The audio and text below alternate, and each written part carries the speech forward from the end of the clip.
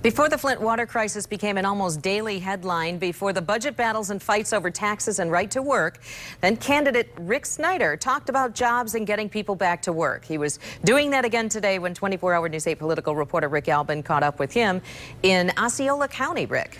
For Snyder, the high unemployment that the state experienced in the decade before he took office, a major concern. We were among the worst in the country. Fast forward to today, the state, along with the national unemployment averages, have dropped dramatically. Still, he says there's work to be done.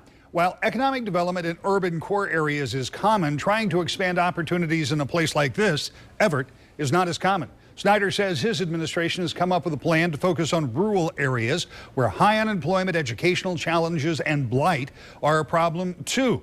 The program is called Rising Tide. It splits the state into 10 regions, and in the pilot, one town or area in each region is targeted for enhanced attention and access to state programs, as well as bringing community leaders and stakeholders together to identify problems and solve them.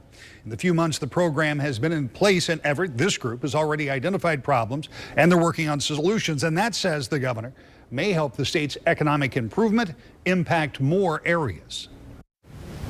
But the issue is not everyone's having the opportunity to participate. And that's based both on individuals themselves or their families, or quite often on geography. And so that's what really caused this program to happen, because I didn't think that was right. We want to go out and help people in all places. And because again, I think if you watch the popular news, you'll clearly see we've done a lot in Detroit, Flint, some of our urban areas. But there are places that need just as much help, such as this community. The governor says the 10 pilot areas were chosen based on need, and another group of towns will be selected for the second phase of the program in the future. But it really doesn't matter what the governor's issue of the day is. Questions about the Flint water crisis follow him wherever he goes. We got his reaction to yesterday's criminal charges and his take on where things stand in the biggest challenge he's faced since being in office. We'll talk about all of that coming up at 6, Brian.